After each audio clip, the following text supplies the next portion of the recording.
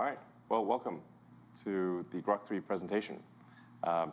So the mission of XAi and Grok is to understand the universe. We want to understand the nature of the universe so we can figure out what's going on, where are the aliens, what's the meaning of life, how does the universe end, how did it start, all these fundamental questions. We're driven by curiosity about the nature of the universe, and that's also what causes us to be a maximally truth-seeking AI, even if that truth is sometimes at odds with what is politically correct.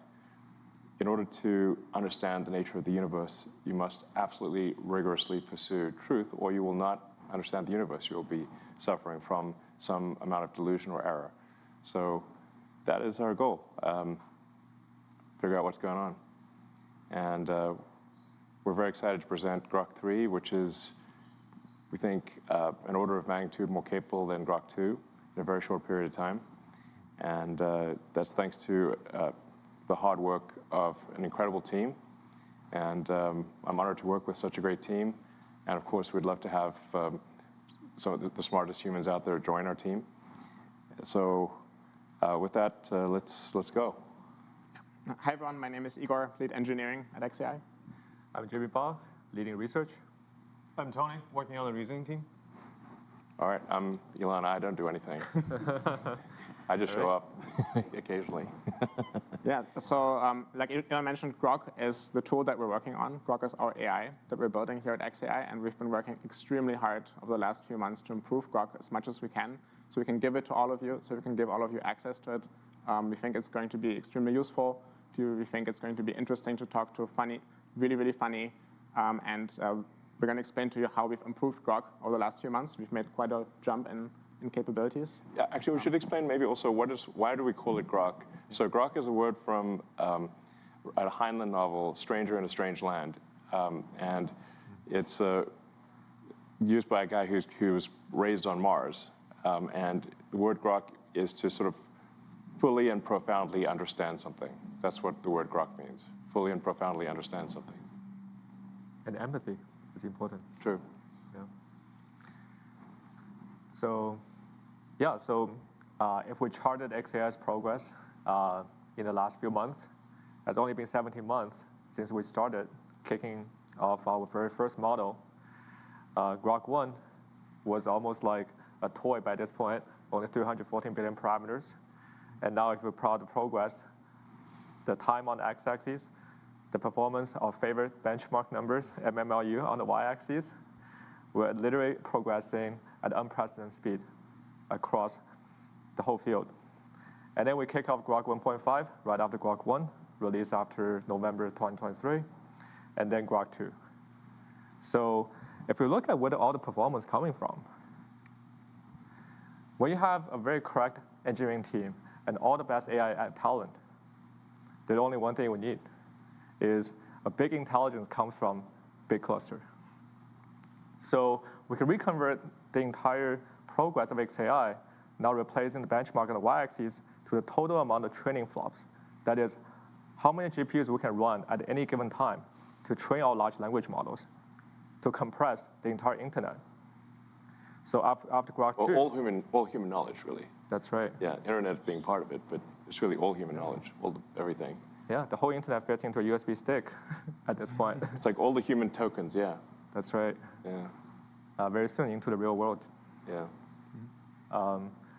So we had so much trouble, actually, training Grok 2 back in the days. We kicked off the model around February, and we thought we had a large amount of chips, but it turned out we can barely get 8K training chips running coherently at any given time. And we had so many cooling and power issues. I think you were there in the data center. Yeah, it was like really sort of more like 8K chips on average at 80% efficiency, more like 6,500 effective H100s training for several months. But now we're at 100K. So yeah, that's right. More than 100K.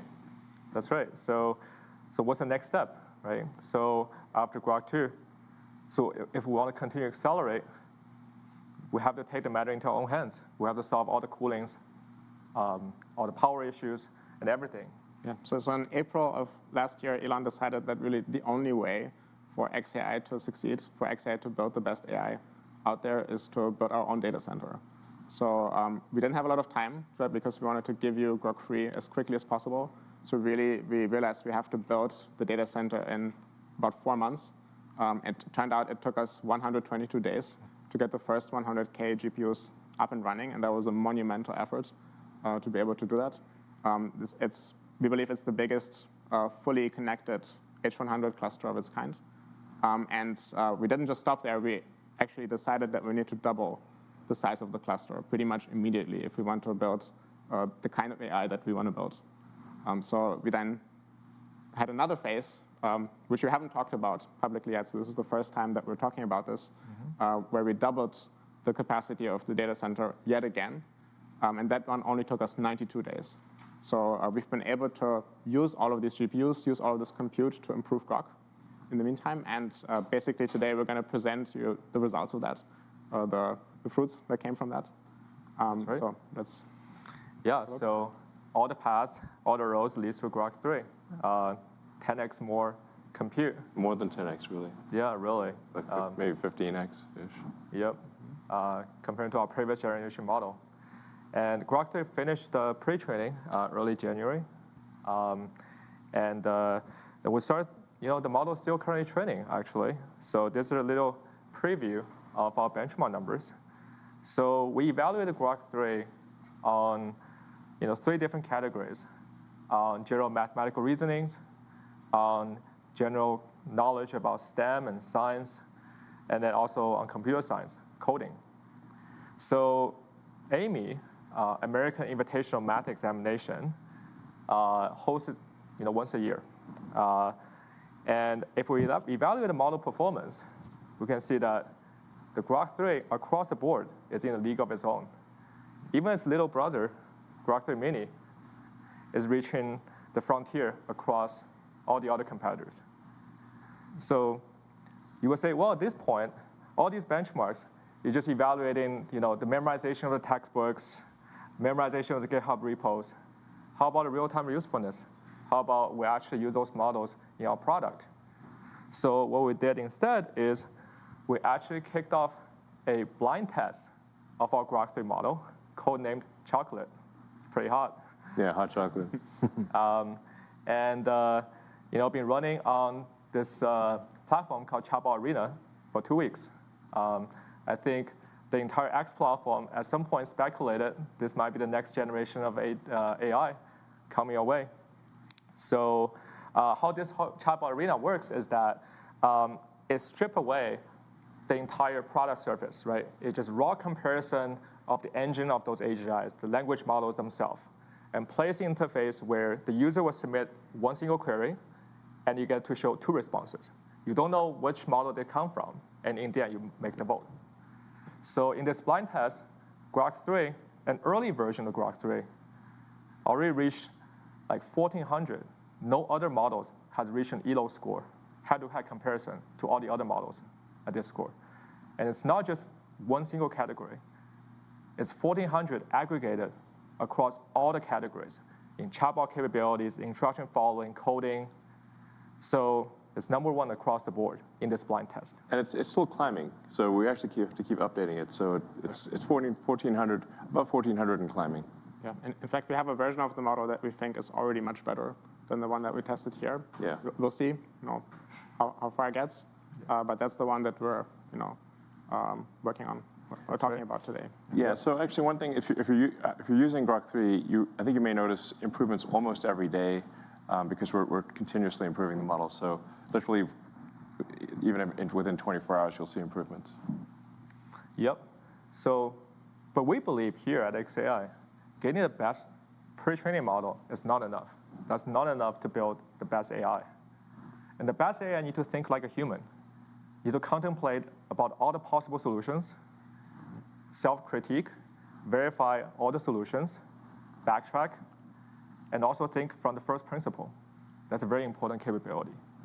So we believe that as we take the best pre-trained model and continue training it with reinforcement learning, it will elicit the additional reasoning capabilities that allows the model to become so much better and scale not just in the training time, but actually in the test time as well.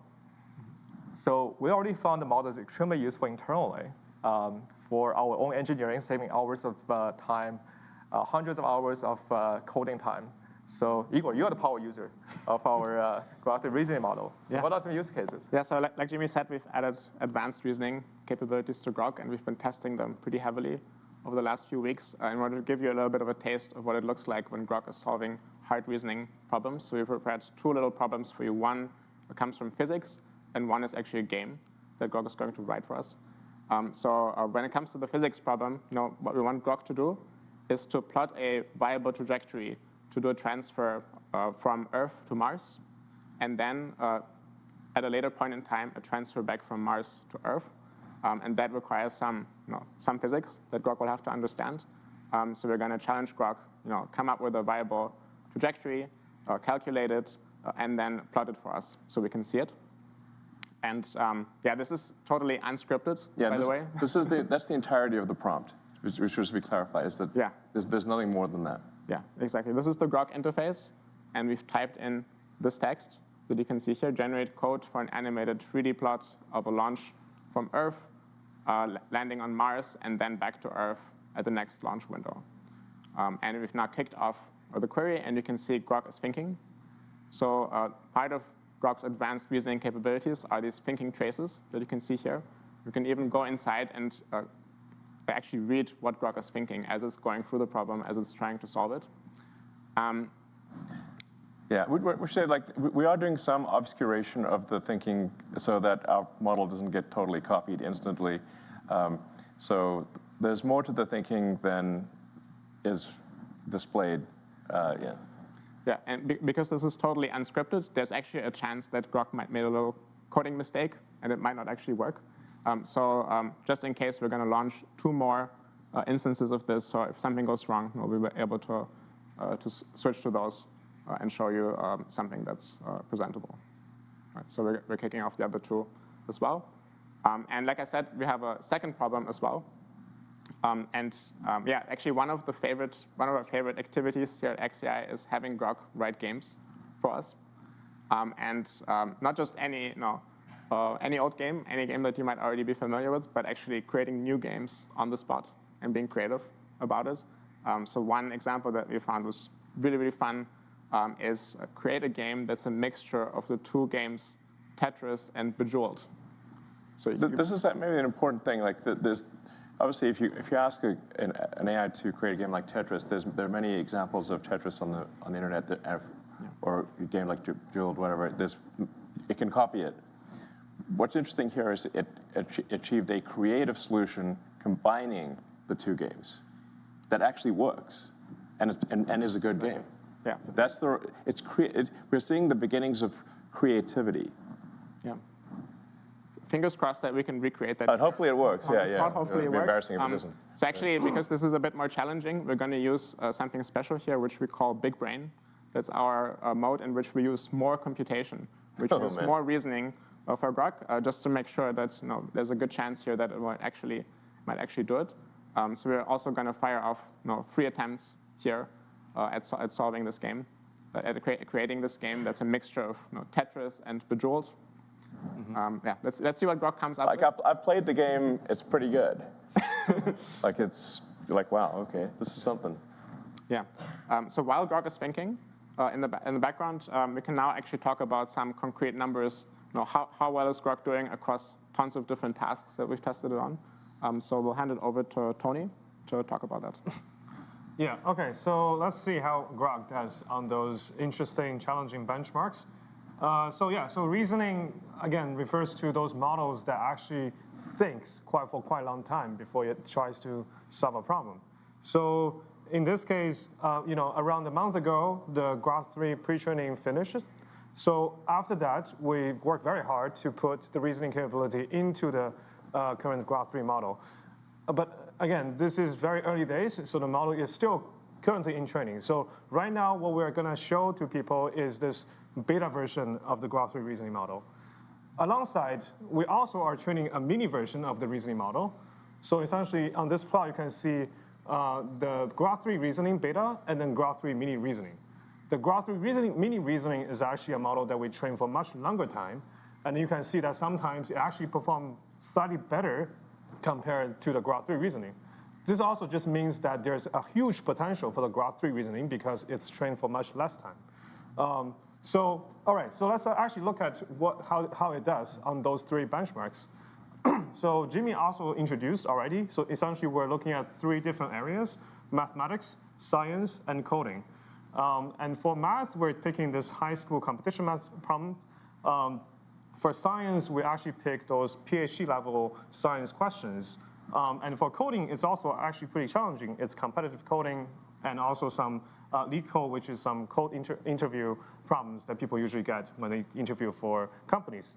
So on those benchmarks, you can see that the Grok 3 actually performed quite well across the board compared to other competitors.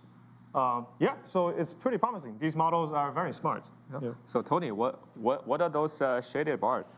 Yeah, so I'm glad you asked this question. So for those models, because it can reason, it can think, you can also ask them to even think longer.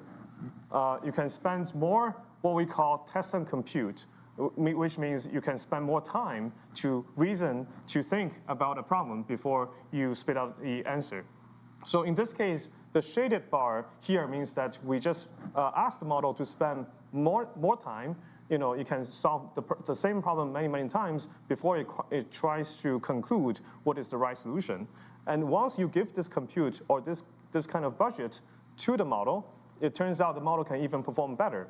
So this is essentially the shaded bar in those plots. Mm-hmm. Right. So I think this is really exciting, right? Because now, instead of just doing one chain of thoughts with AI, why not do multiple all at once? Yes. So that's a very powerful technique that allows to continue scale the model capabilities after training. And people often ask, are we actually just overfitting to the benchmarks? Yes. So how about generalization? So yes, I think, this is definitely a question that we are asking ourselves, whether we are overfitting to those current benchmarks. Luckily, we have a real test. So about 5 days ago, AMY 2025 just finished. This is where high school students compete in this particular benchmark. So we got this very fresh new competition, and then we asked our 2 models to compete on the same benchmark, the same exam. And it turns out, very interestingly, the Grok 3 reasoning, the big one, actually does better on this particular new fresh exam. This also means that the generalization capability of the big model is stronger, much stronger compared to the smaller model. If you compare to the last year's exam, actually this is the opposite. The smaller model kind of learns the previous exams better. So yeah, so this actually shows some kind of true generalization from the model. That's right. So 17 months ago, our Grok 0 and Grok 1 barely solves any high school problems. That's right. And now we have a kid that just already graduated. The Grok is ready to go to college. Is that right? Yeah. I mean, it won't be long before it's simply perfect. The human exams won't be hard. They'll be too easy. Yeah. And internally, we actually, as the Grok continue evolves, we're going to talk about what we're excited about. But very soon, there will be no more benchmark left. Yeah. Yeah, one thing that's quite fascinating, I think, is that we basically only trained Grok's reasoning abilities on math problems and competitive coding problems. Mm-hmm. Right, so very specialized kinds of tasks, but somehow it's able to work on all kinds of other different tasks. So including creating games, lots and lots of different things.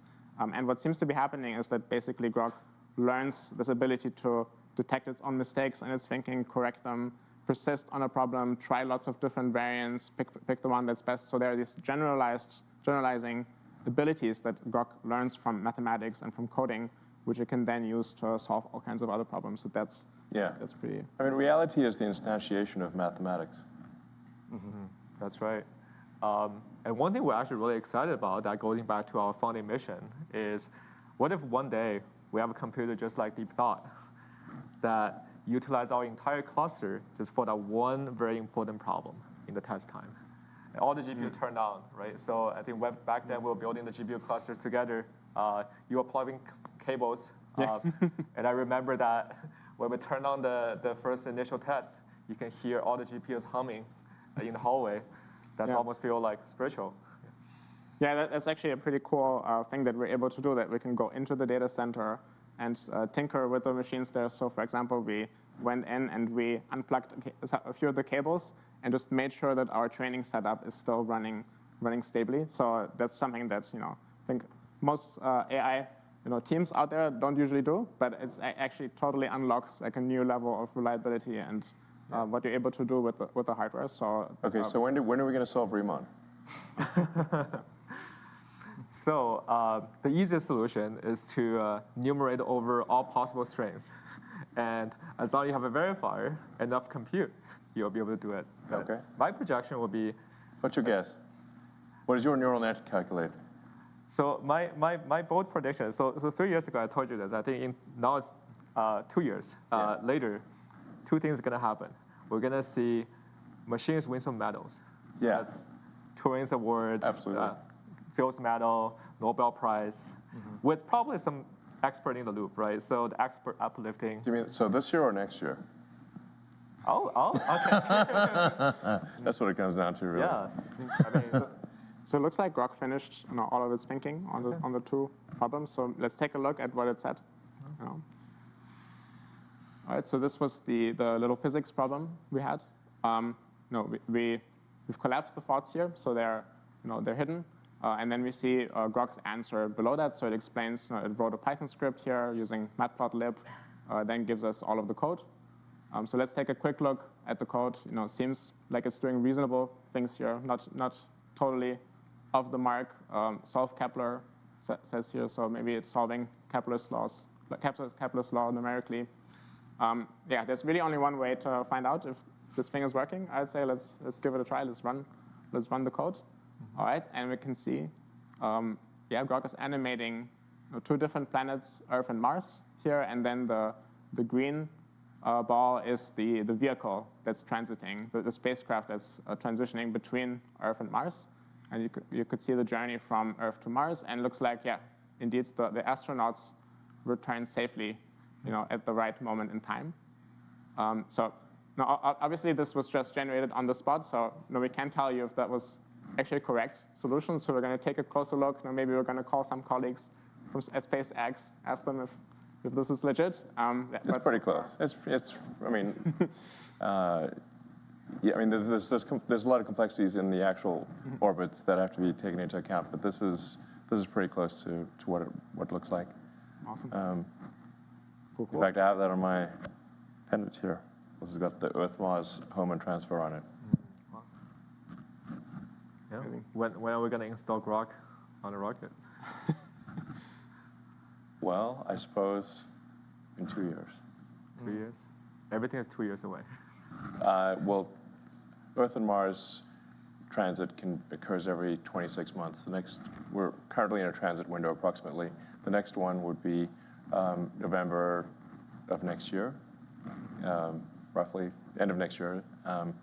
And if all goes well, SpaceX will send Starship rockets to Mars, and with Optimus robots and Grok.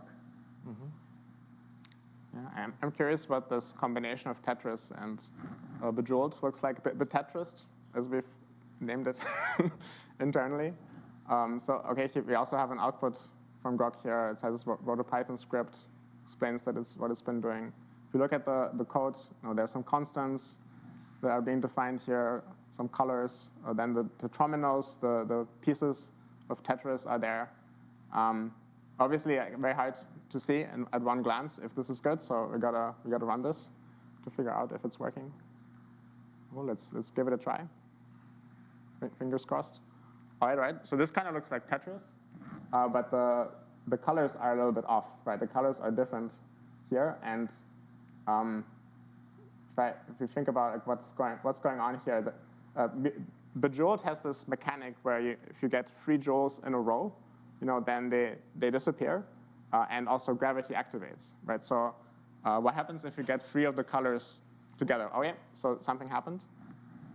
So I think what Grok did in this version is that once you connect at least 3 blocks of the same color in a row, then gravity activates and they disappear, and then gravity activates and all the other blocks fall down. I'm kind of curious if there's still a Tetris mechanic here where if the line is full, does it actually clear it, or what happens then? It's up to interpretation, so who knows? Yeah, it'll do different variants when you ask it. It doesn't do the same thing every time. Exactly. We've seen a few other but Tetris that worked very differently, but this one seems cool, so yeah. Are we ready for Game Studio at X.AI? Yes. So we're launching an AI gaming studio at XAI. If you're interested in joining us in building AI games, please join XAI. We're launching an AI gaming studio. We're announcing it tonight. Let's go. Epic Games. But wait, that's an actual game studio. Yeah. Yeah. All right. So I think one thing is super exciting for us is that once you have the best pre-trained model, you have the best reasoning model, right? So we already see that when you actually give the capability for those models to think harder, think longer, think more broad, the performance continually improves. And we're really excited about the next frontier, that what happens if we not only allow the model to think harder, but also provide more tools, just like how real humans to solve those problems. For real humans, we don't ask them to solve Riemann hypothesis just with a piece of pen and paper, no internet. So with all the basic web browsing, search engine, and code interpreters, that builds the foundations, and the best reasoning model builds the foundations for the Grok agent to come. So today we're actually introducing a new product called Deep Search. That is the first generation of our Grok agents that not just helping the engineers and researchers and scientists to do coding, but actually help everyone to answer questions that you have day to day. It's a kind of like a next generation search engine that really help you to understand the universe. So you can start asking questions like, for example, hey, when is the next Starship launch day, for example? So let's try that, hit the answer. On the left-hand side, we see a high-level progress bar. Essentially, the model not only just going to do one single search like the current RAG system, but actually thought very deeply about, hey, what's the user intent here? And what are the facts I should consider at the same time? And how many different websites I should actually go and read their content, right? So this can really save hundreds of hours of everyone's Google time if you want to really look into certain topics. And then on the right-hand side, you can see the bullet summaries of how the current model is doing, what websites browsing, what sources verifying, and oftentimes actually cross-validate different sources out there to make sure the answer is actually correct before it's output final answer. And we can, at the same time, fire up a few more queries. How about, you're a gamer, right? So sure. Yeah, so how about what are some of the best builds and most popular builds in Python Excel? Hardcore, right? Hardcore league. You can technically just look at the hardcore ladder. Might be a fast way to figure it out. Yeah, we'll see what the model does. And then we can also do, something more fun. For example, how about make a prediction about the March Madness out there? Yeah, so this is kind of a fun one where Warren Buffett has a $1 billion bet. If you can exactly match the sort of the entire winning tree of March Madness, you can win $1 billion from Warren Buffett. So it would be pretty cool if AI could help you win $1 billion from Buffett. That seems like a pretty good investment. Let's go. Yeah. All right, so now let's fire up the query and see what model does. So we can actually go back to our very first one. How about Buffett wasn't counting on this. It's already done. That's right. OK, so we got the result of the first one. The model thought around 1 minute. So the key insight here, the next Starship is going to be on 24th or later, so no earlier than February 24th. It might be sooner. So I think we can scroll down what the model does. So it does a little research on the Flight 7, what happened, got grounded, and actually it looked into the FCC filing,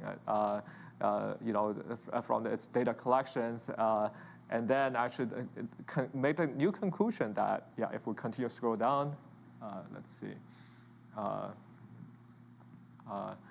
Right. Yeah, so it makes the little table, I think, inside XAI, we often joked about the time to the first table is the only latency that matters. Yeah, so that's how the model makes the inference and look up all the sources. And then we can look into the gaming one. So how about the, oh, sorry. Right. So for this particular one, we look at, hey, the build is like an, Okay. it's kind of like old meta. Right? Yeah. So what the infernal is, but if we go down, so the surprising fact of all the other builds, so it look into the 12 classes. Yeah, so we'll see that the minion build was pretty popular whenever the game first came out, and now the invokers of the world took over. Monk Invoker for sure. Yeah, that's right. Yeah, followed by the Stone Weavers, and that's really good at mapping. So, yeah, and then we can see the March Madness. How about that? So, one interesting thing about the deep search is that if you actually go into the panel where it shows, what are the subtasks, you can actually click the bottom left of this, right? And then in this case, you can actually scroll through, actually reading to the mind of Grok. What informations does the model actually think about are trustworthy, what are not? How does it actually cross-validate different information sources? So that makes the entire search experience and information retrieval process a lot more transparent to our users. And this is much more powerful than any search engine out there. You can literally just tell it, only use sources from X, and it will try to respect that. Yeah. And so it's much more steerable, much more intelligent than.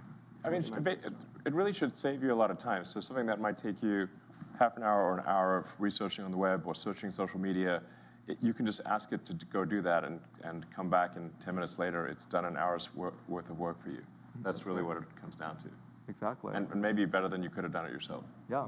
Think about you have infinite amount of interns working for you. Now you can just fire up all the tasks and come back a minute later. So this is going to be an interesting one. So March Madness had not happened yet. So I guess we have to follow up with a next live stream. Yeah. And it seems like pretty good. Like $40 might get you $1 billion. $40 subscription. That's right. I mean, my word. So so when are the users going to have their hands on Grok 3? Yeah, so the good news is we've been working tirelessly to actually release all of these features that we've shown you, the Grok 3 base model with amazing chat capabilities that's really useful, that's really interesting to talk to, the deep search, the advanced reasoning mode, all of these things. We want to roll them out to you today, starting with the Premium Plus subscribers on X. So it's the first group that will initially get access. Make sure to update your X app if you want to see all of the advanced capabilities, because we just released the update now as we're talking here. If you're interested in getting early access to Grok, then sign up for Premium Plus. And also, we're announcing that we're starting a separate subscription for Grok that we call Super Grok, for those real Grok fans that want the most advanced capabilities and the earliest access to new features. So feel free to check that out as well. This is for the dedicated Grok app and for the website. Exactly. Grok website. So our new website is called Grok.com. Yeah. And you'll also You'd find. never guess. Yeah, you'd never guess. And you can also find our Grok app in the iOS App Store. And that gives you a more even more polished experience that's totally Grok focused. If you want to have Grok easily available, one tap away.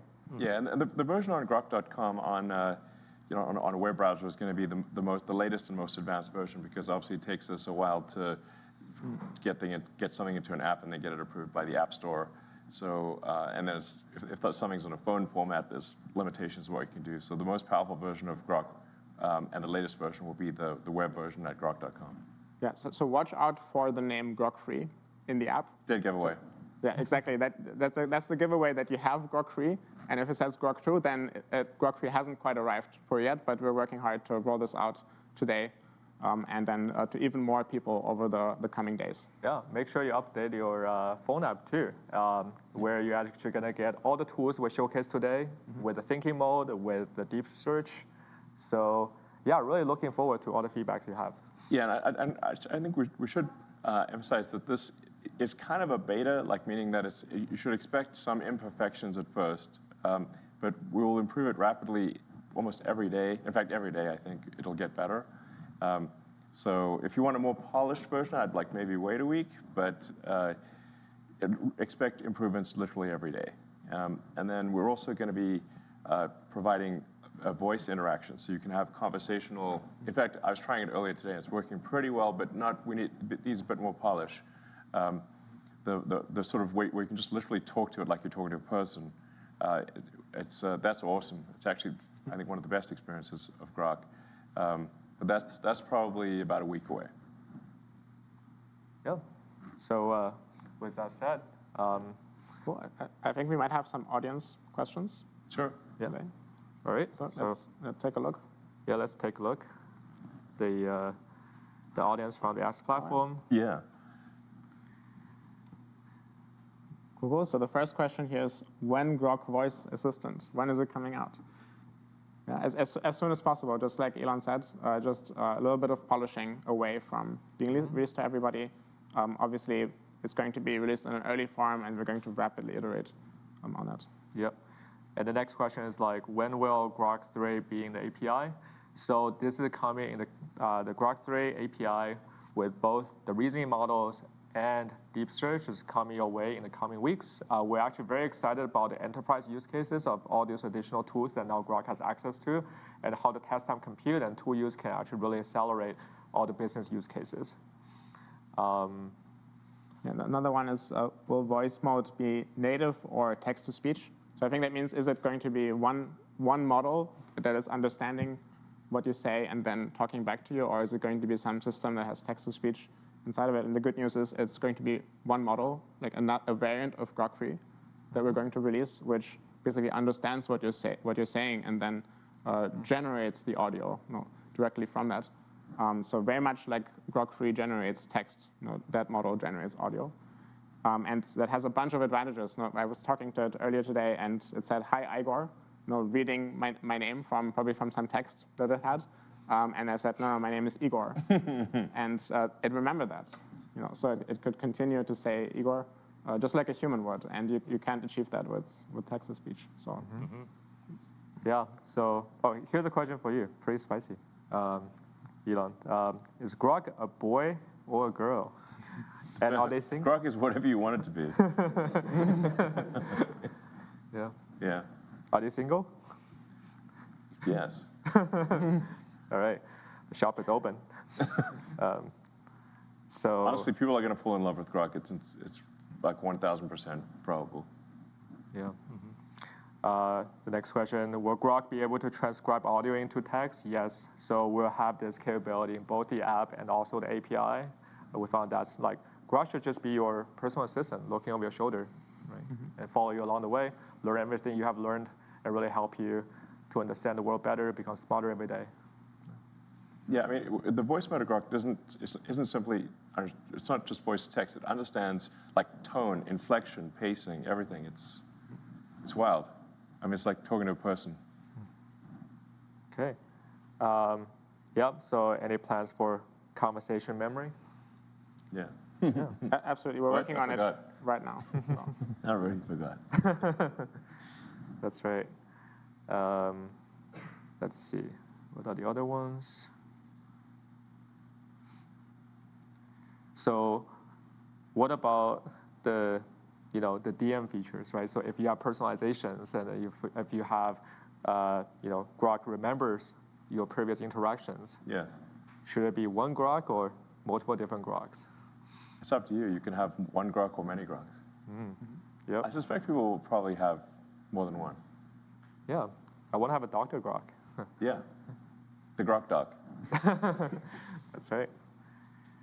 All right. Cool. So in the past, we've open sourced Grok 1. Right? So somebody's asking us, are we going to do it again with Grok 2?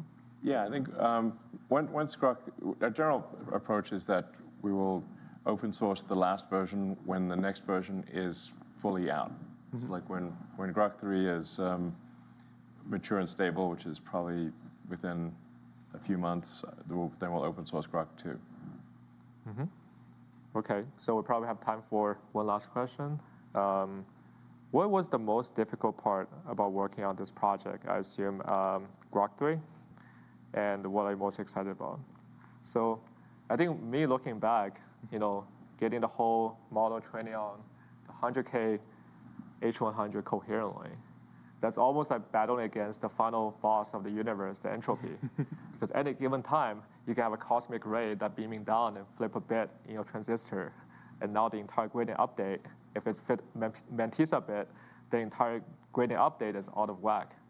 And now you have 100,000 of those, and you have to orchestrate them every time, at any given time, any of the GPUs can go down. And yeah. I mean, it's worth breaking down, like, how were we able to get the world's most powerful training cluster operational within 122 days? Because we started off, we actually weren't intending to do a data center ourselves. We were going to just, we went to the data center providers and said, how long would it take to have 100,000 GPUs operating coherently in a single location? And we got time frames from 18 to 24 months. So we're like, well, 18 to 24 months, that means losing is a certainty. So the only option was to do it ourselves. So then if you break down the problem, I guess I'm doing like reasoning here, but like, makes you think. Yeah. one single chain, though. Yeah, exactly. So, well, we needed a building. We can't build a building, so we must use an existing building. So we looked for basically for factories that had been abandoned, but the factory was in good shape, like the company had gone bankrupt or something. So we found an Electrolux factory in Memphis. That's why it's in Memphis, home of Elvis, and also one of the oldest. I think it was the capital of ancient Egypt. And it was actually a very nice factory that, I don't know, for whatever reason, that Electrolux had left. So that gave us shelter for the computers. Then we needed power. We needed at least 120 megawatts at first, but the building only had 15 megawatts. And ultimately, for 200,000 GPUs, we needed a quarter gigawatt. So we initially leased a whole bunch of generators. So we have generators on one side of the building, just one trailer after trailer of generators, until we can get the utility power to come in. But then we also need cooling.